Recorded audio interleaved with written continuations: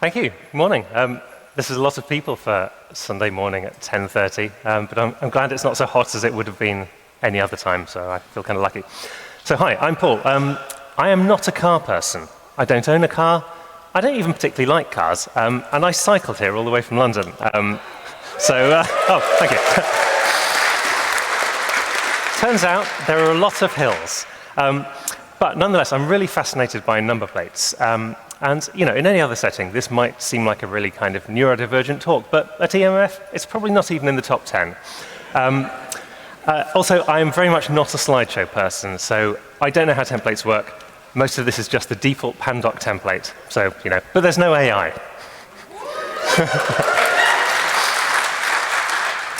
All right, so first of all, this talk is an attempt to answer the question, how hard can it be to put an identifier on a vehicle? But first we have to ask, what is a number plate? Well, it's a plate with a number, Libya, seen in Margate. Or letters, maybe a flag, and a sticker or two. Or a coat of arms. But what is a letter anyway? Or a digit? And this is what, I'm sorry it's blurry, but when I saw this in Beijing, I just had to get the photo. Sometimes things have no meaning outside of the Western context. So yeah, number plates are a misnomer, really. They're a mixture of letters and numbers.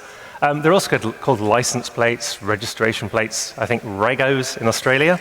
Wikipedia goes for vehicle registration plates, but we call them number plates here, so I'll stick to that. They came into being around the turn of the 20th century to identify the new and ever-increasing phenomenon of the motor vehicle. They've sort of converged over time, but there are still many national and regional differences. So what is a number plate for? Well, there's a few reasons. Tolls, some of the earliest ones were used for tolling crossing a park in Lyon. They're used for taxation. Some places reissue them every year. Some places put stickers on them. They can be used for insurance. Like in Germany, smaller vehicles get a license plate that's issued by the insurer, and every year that's changed and has a different color.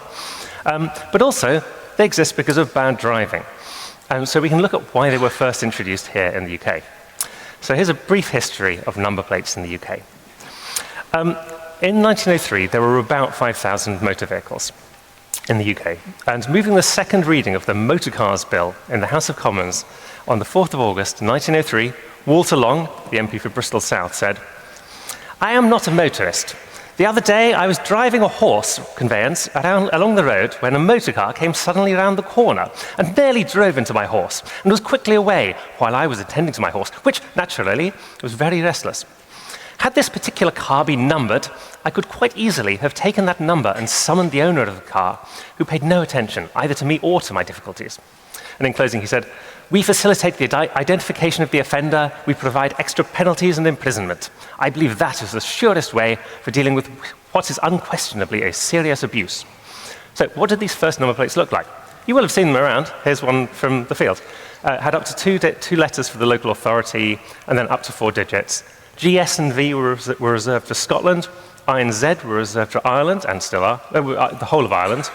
And when an area ran out of letters, they took the next available prefix. But this meant that this happened a lot in London and Middlesex, and so pretty soon a new scheme was needed because they had no more prefixes. So in Great Britain only, because Ireland still had plenty left, they added an extra serial letter in front of existing 2-letter codes and stuck to 3 numbers afterwards. They excluded controversial letter combinations like sex, bum, God, and after a few years, when someone pointed out to the people in Whitehall that Welsh existed, do for God in Welsh as well. No I, Z, or Q. Q was for temporary plates, and I and Z are for Ireland. But you'll see this as a running theme. No one predicted how many cars there were going to be, and they keep running out. So we get to the 1950s, running out again. So just reverse the previous 2 schemes, either up to 4 digits and 2 letters, or 3 digits and 3 letters. But no, that still wasn't enough. So in the 1963, we get a new scheme, which is the same as the 1932 scheme, plus a year letter. And then from 1967, they changed the point in the year where this was changed from the start of the year to August to placate the motor trade, who wanted people to stop buying all their cars in January. I guess they just bought them all in August instead. But and the color changed to black on white and yellow, optionally from 1967 and mandatory mandatorily from 1973. They excluded the letters I, O, Q, U, and Z from the suffix, which meant, obviously, this is only good for a couple of decades. So, predictably, in 1982, they ran out and they reversed the old scheme. But again, this would only have lasted for a couple of decades, except in 1999, they changed it to twice a year, again, to placate the motor trade, who were upset that everyone was buying their cars in August. But they were already on S by this point, so that brings us to the current system, the 2001 scheme, which has introduced a new mandatory typeface that was slightly narrower in order to permit the EU strip, RIP. Added some small changes to the font to make it harder to falsify. And this one has 2 letters for location, which is called the memory tag, 2 digits for the year, kind of, plus 50 for the second half of the year. And they call that the age identifier. There's 3 letters of sequence, which they call, in an affront to mathematics, random letters. No, they're not random letters, they're issued in sequence. And it has the nice thing that it's visually similar to the previous system, but because they preserve leading zeros, there's no ambiguity. So LO03 can't be confused with L3, for example. And we can also use O as a letter, though not I still. This should last until 2049, so we're halfway there already. What will they do then? Reverse the scheme again? Who knows? Meanwhile, in Ireland, not so many people, not so many cars. Around 1926, they were running out of prefixes, and it was split prefixes between the Free State and the Northern Ireland. And they both evolved in the same way, added an extra letter in Northern Ireland. And in fact, Irish number plates followed this system until 1987. And until then, you could transfer an Irish number plate to the UK. So what about the length of these things? Now, how many characters do you actually need? In principle, if you just had an arbitrary scheme with letters and numbers, take out I and O because they're ambiguous, you could have 34 possible values, 1.5 billion number plates in 6 characters, 52 billion in 7 characters. Surely 7 digits ought to be enough for anybody. But of course, there's waste. There's waste because people want to put the location on. I don't know exactly why. They seem to like the idea of being able to spot people from outside the area. We get the year or the half year, which seems to be solely there to appease car salesmen. There's also the impact of legacy schemes. You always need to avoid the overlap with the previous scheme. And to worry about partial recall, in the case of crime and accidents. But here's a real-life example. So I took this photo in County Galway a few years ago. 2 cars next to each other. Great Britain, 67 million people, 7 characters. Ireland, about 5.5 million in the Republic, 9 characters. So what's going on here? Well, if we break it down, I won't go through all the detail here, but basically, the Irish system uses 2 digits for the year and 1 or 2 for the first or second half of the year. So that's 1 whole place for a single bit of information. And then it uses 1 or 2 letters for the country or city, up to 5 digits in sequence, but fortunately, only Dublin and Cork, who have single letter prefixes, need 5 digits. But when we work out all the maths, we end up with 3.2 bits per symbol for the Irish system and 4.2 bits per symbol for the British system. And that small difference makes a big change in the length of number plate you need. Russia, however, has the opposite problem. Russian registrations are really short. And it's quite a populous country, although there's not quite as many cars per population as maybe the UK. So Russian registrations have a letter, 3 digits, and 2 letters, followed by a code for the locality. But as there are only 12 possible letters, we'll get to that later, this gives a maximum of 1.7 million combinations per administrative unit. So populous areas need multiple codes. There are 10 for Moscow City, 6 for Moscow Oblast, 4 for St. Petersburg, and even so, they were still going to run out soon. So they've just started reusing the old ones and made it so you no longer have to re-register when you move to when you re-register with a new owner in a different region. Oops, sorry, I've gone wrong button. Right, so what is registered? Generally, we think it's the vehicle, but sometimes trailers. However, in Belgium, it's the vehicle as owner who is registered. So from 1925 to 1973, Belgian registrations were 5 digits long, or 5 characters long, sorry. Compulsory driving tests were only introduced in 1977. So every 5-digit plate is someone who never passed a practical test. Watch out. So that brings us to driving abroad. The first international agreement to this was the 1909 Convention with respect to the international circulation of motor vehicles, required a number plate of its own nationality, pretty vague. The country mark oval at the rear that we still see today has no opinion whatsoever on a number plate format. After the First World War, we get the next convention, which is the 1926 International Convention relative to motor traffic, which says that the registration number must be allocated by the competent authority. There must be a country marker at the rear. It must be lit up at night. Still no opinion on what a registration looks like. After the Second World War, we get a slightly different world. So whereas the 1926 system had included countries like Danzig, Siam, and the territory of the Tsar, we're now in a post-war world. So for the first time, we get an opinion on what a number plate should be, which is digits or digits and letters in the Latin alphabet and what they confusingly call Arabic digits, as used in United Nations documents. Now, Arabic does have its own set of digits, but I have checked the United Nations documents and they do all use the Western digits, so I guess that's right. Again, country on the elliptical plate. However, this means that, technically, all letters is invalid. So if you could just go ahead and change that, that would be great. And indeed, they actually did, although in the 1968 Vienna Convention, America never signed it. So in 1968, we get basically the newest convention, which says you can have digits, letters, or both. Latin letters, again, Arabic numerals, and biscriptal plates are okay, as long as the information is duplicated. And for the first time, we get the option to put the country on the plate. So this gives you the option of a sort of strip or a bit of text on the side, as long as it's at the front and rear. So who's ratified what? Pink is Geneva, 1949. Blue is Vienna, 1968. The UK actually only signed the Vienna Convention, but only ratified it in 2018 because of Brexit. And you don't got to hand it to the Tories, but on this occasion, fair play to them, because they did secure a reservation against Article 26B to preserve every UK citizen's God-given right to cross the road wherever the hell they want.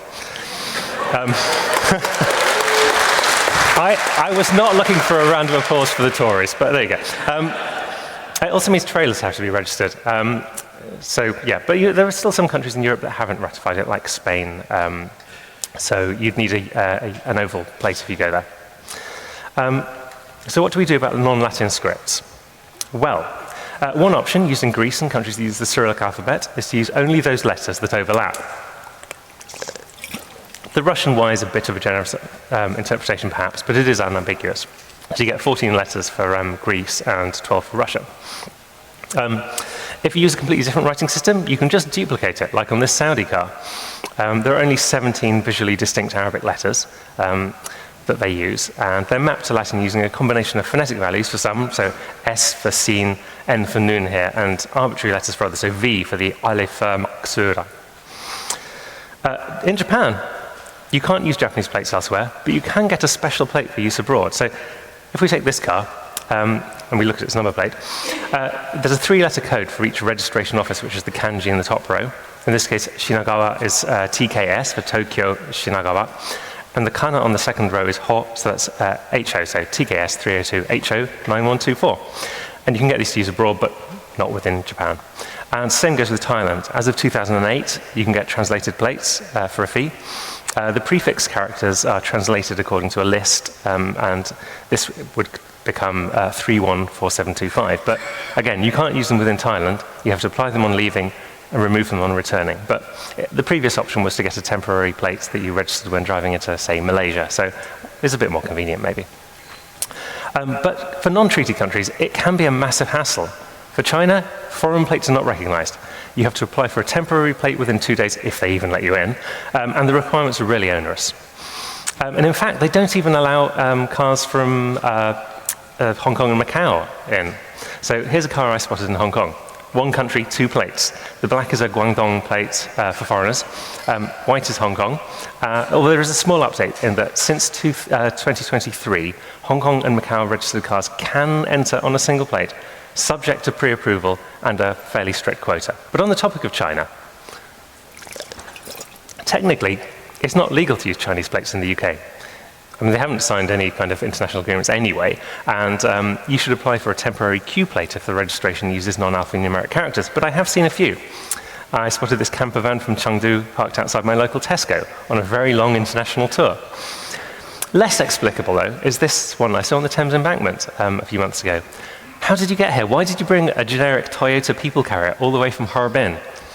I will never know. I've also seen some plates that are not actually illegal. So I was, being the kind of person I am, obviously I look at this and I'm like, oh, that's a Shanghai number plate. These were parked outside the University of London one weekend, where the Art Deco Senate House was standing in for Shanghai for filming. And here's another one. The plates are very close, especially the police plate, but the typography isn't quite right, and I don't think there are any valid Chinese plates in the format on that Mercedes. But that brings us to typography. This is the old typeface used on most number plates in the UK until 2001. It was named after a company that developed it for die stamping plates in the 1930s. And this was modified to become mandatory. It's called mandatory or Charles Wright 2001. This is mandatory in the UK and Jordan. It's used in many places that don't have a mandatory typeface that are connected to the UK historically, like Ireland and Singapore. It's very similar to the previous one, but it's narrower, and it's got some serifs to make it harder to sort of falsify their numbers. This is mandatory for number plates in the UK for new plates, even if the car is older, as you can see here. Motorbikes, tricycles, quadricycles get slightly smaller letters, but they're not just the same thing smaller. They're wider relative to their height, and they're thinner relative to their height. And I love Dairy Girls, but a series set in the 90s should not have a post-2001 typeface on the number plate. That is unacceptably sloppy. So, in terms of popular fonts, typefaces, one that's really popular in Europe is the DIN 1451. That's from the Deutsches Institut für Normung, the German Institute for Standardization. Comes in two variants, well, the three variants really, but there are two variants in use, the Eng-Schrift, which is the narrow one, and the Mittelschrift, which is the medium one. This is used in many European countries. It was the typeface in Germany until 2000. It's used in Austria, Finland, Czechia, Hungary, Italy, Poland, Romania, Slovakia, Spain, Sweden. But the world champion is the Fälschungserschwerende Schrift, the Falsings Entdifficultening script, FE Schrift if you prefer. This was developed in the 1970s in West Germany in response to the RAF.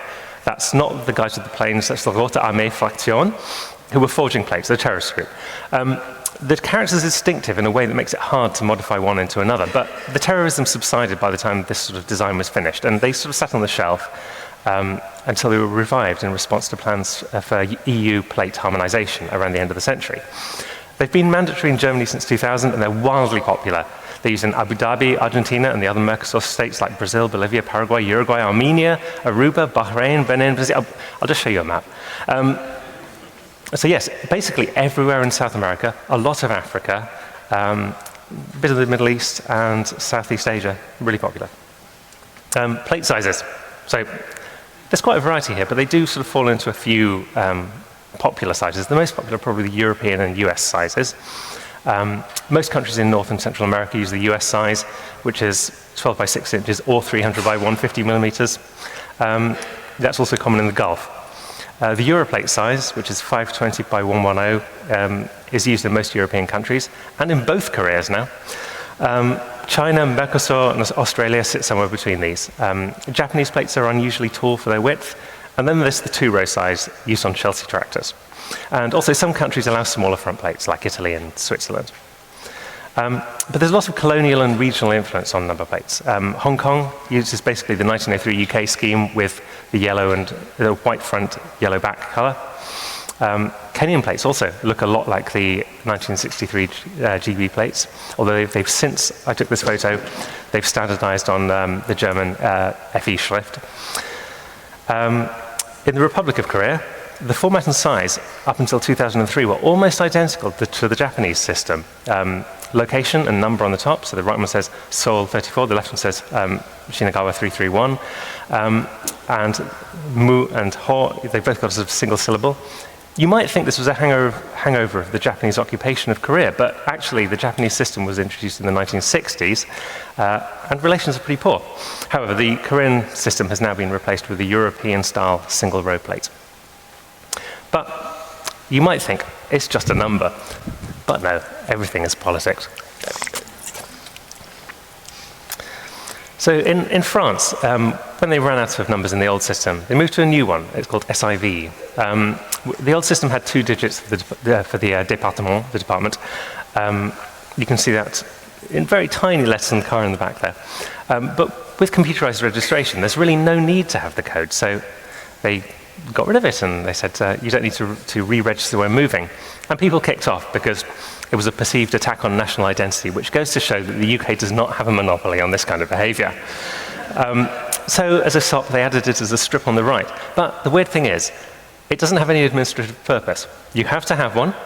The symbol must match the code, but you can choose any département you like. So it's just sort of decoration, really, but it's compulsory flair, if you like. Now, I remember the cost of a Declaration of Independence. I was in central London, and there were cars with Albanian flags tearing about the place, tooting their horns, singing and shouting. You know who wasn't delighted? The Serbs, and particularly the Serbian majority in North Kosovo. So Serbia doesn't recognize Kosovo.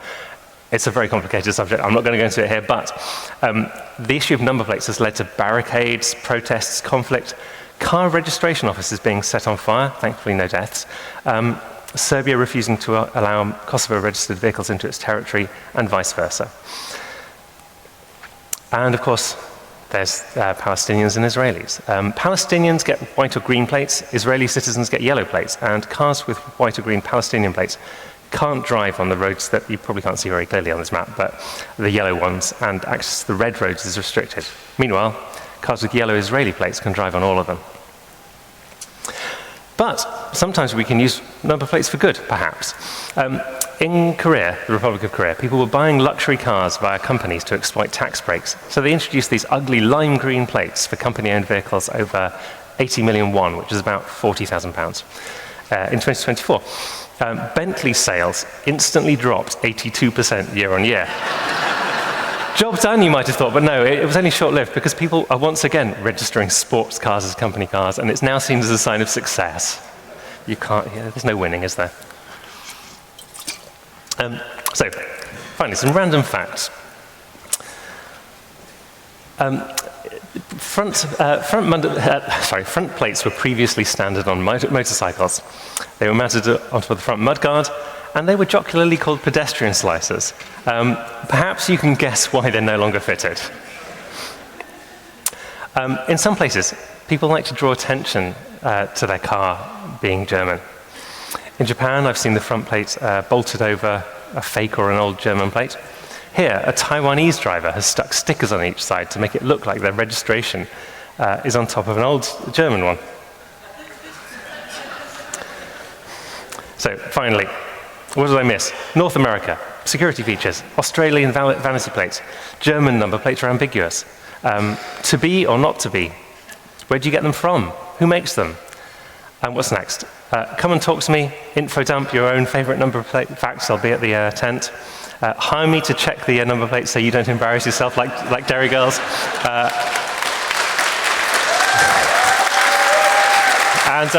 Yeah, contact me.